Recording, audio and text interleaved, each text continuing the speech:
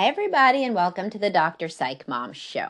Today, I'm going to be talking about, yet again, a common misconception that men have, which is that if you're nice, then women don't respect you, or they don't want to have sex with you, or like just whatever, wackadoo.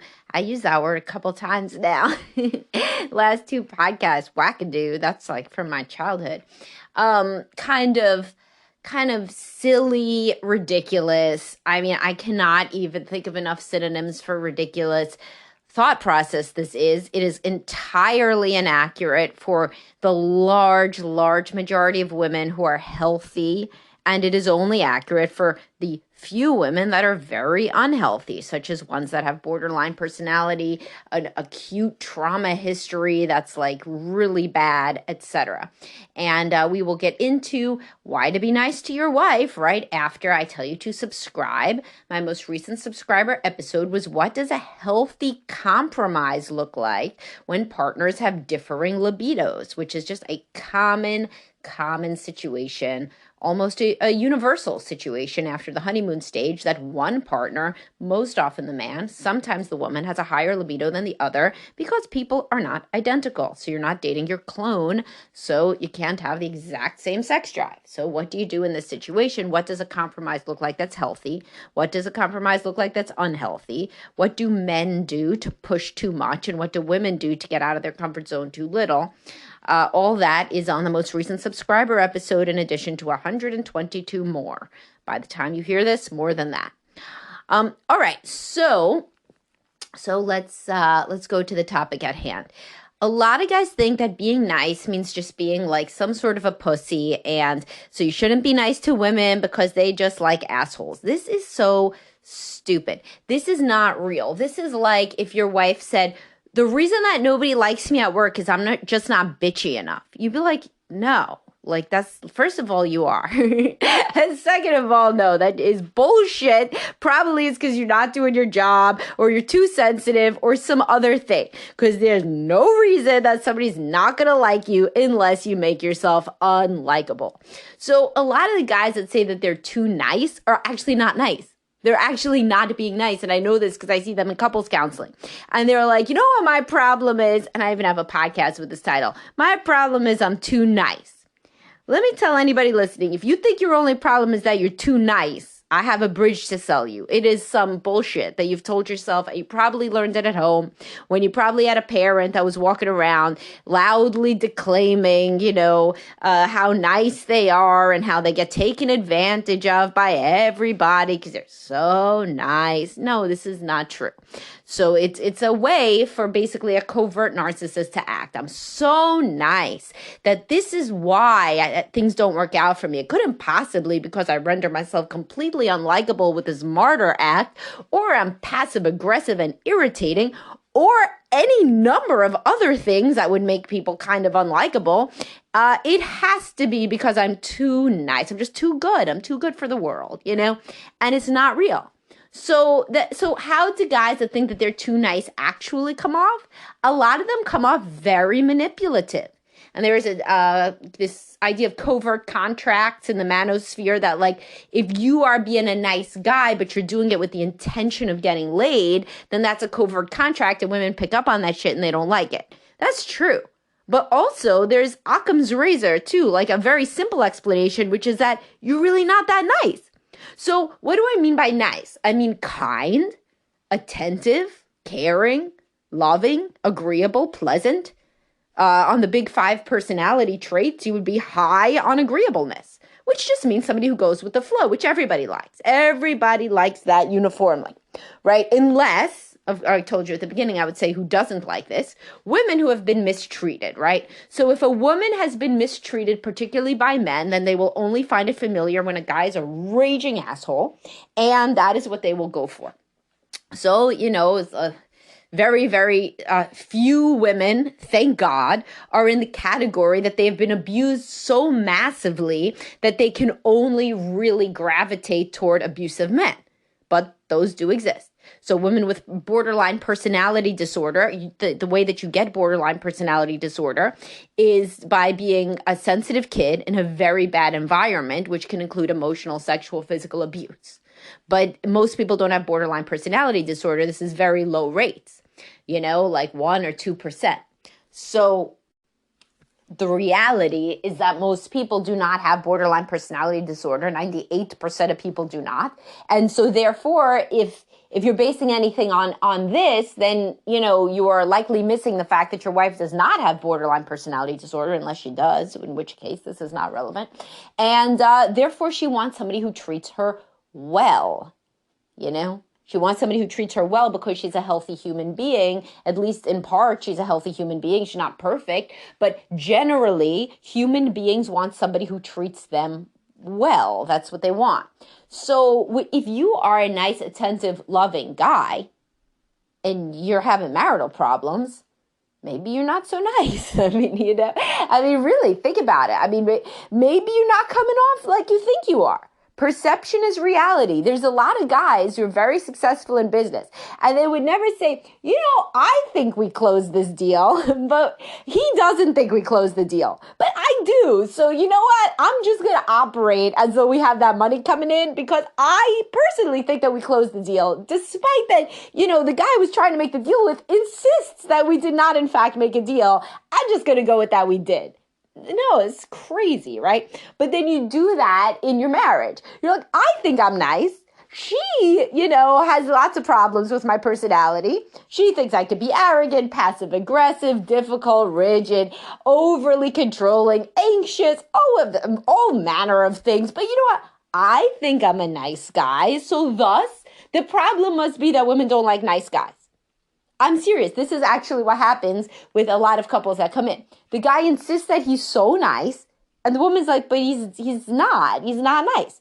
But if she hadn't come in, this is why when I have individual therapy, very, very frequently, I say, just let the spouse come in one time, right? Let me consult with the spouse. And frequently it turns into couples counseling then. But at least I could understand from this horse's mouth exactly what the spouse thinks of the person. Because people really cannot, they can't really pass up that opportunity to really say what they think of the person.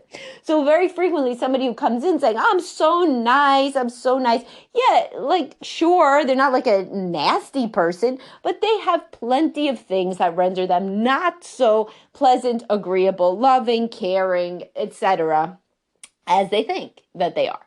So the point here is, if you are genuinely a nice guy, it's probably going to go well for you. Friendships, marriage, parenting. And by nice, again, what did I mean? Not some sort of pushover manosphere idea of nice guy syndrome or whatever, but actually a likable, agreeable, flexible, laid back, pleasant, happy, cheerful person. Any actual synonyms in like a dictionary of nice.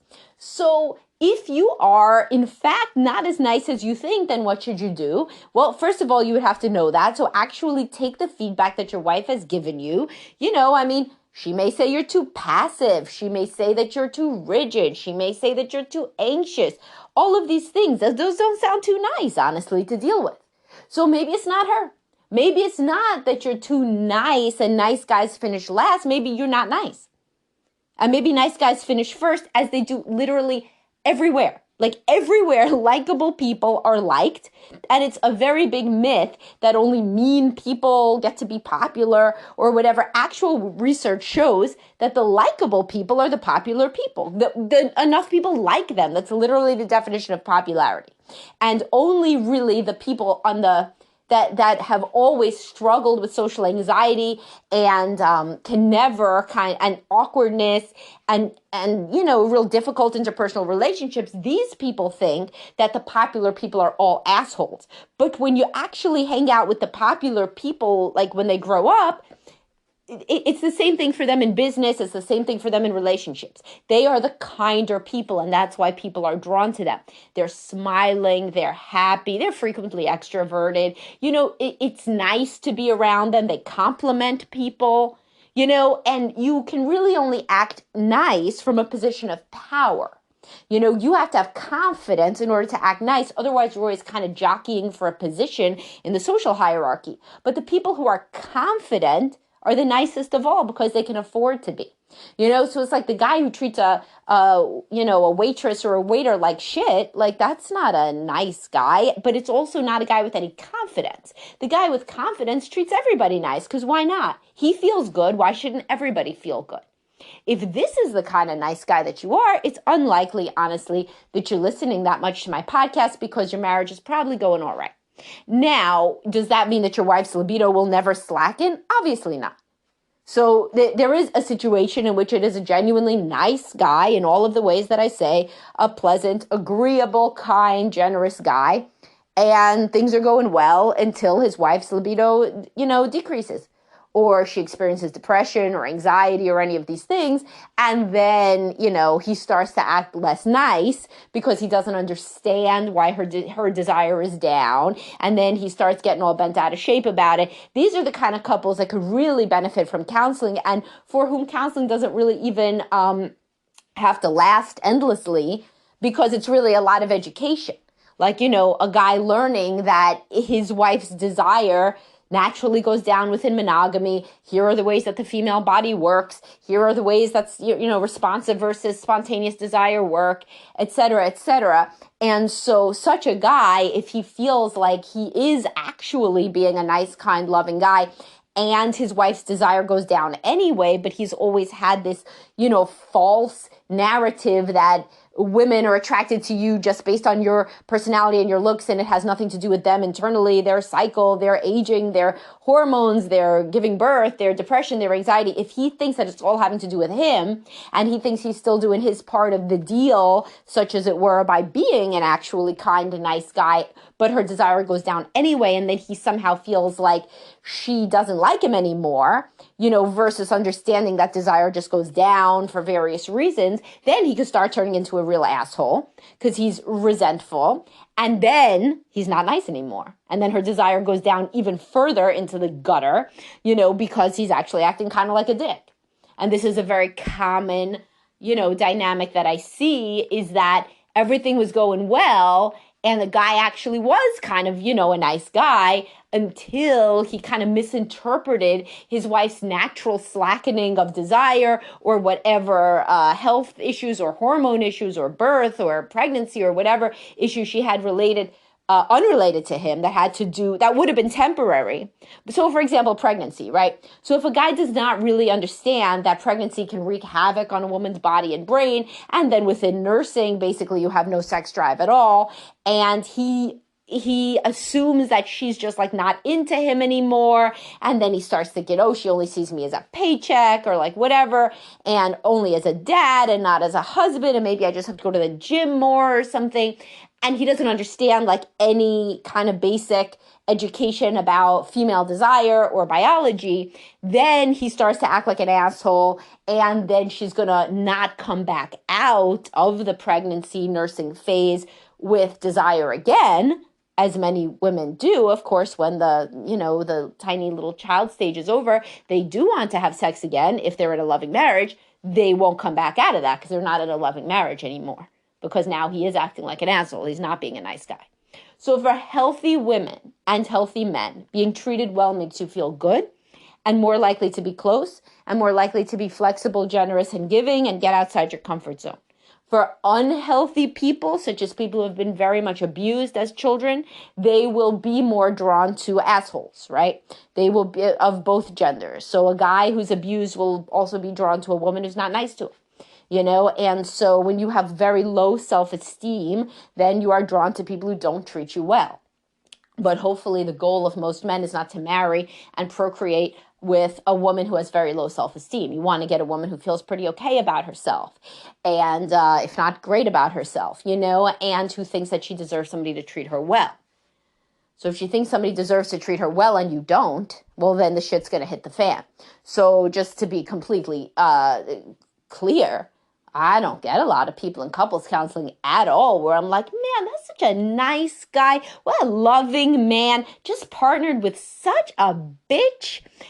Poor guy. Like, that is like very rare. I mean, not that I would ever say like, that's not going to be clinical diagnosis, nice guy with bitch. But, it's like, sure, some people come in and the wife has like pretty flagrant borderline symptoms, and he then usually has pretty flagrant narcissistic symptoms, as I've discussed. Those two find each other. Or she's like super depressed, so she's like very angry and irritable like all the time, and like quite honestly he's not doing much wrong, but she is really suffering from postpartum depression or something. Yes, sometimes.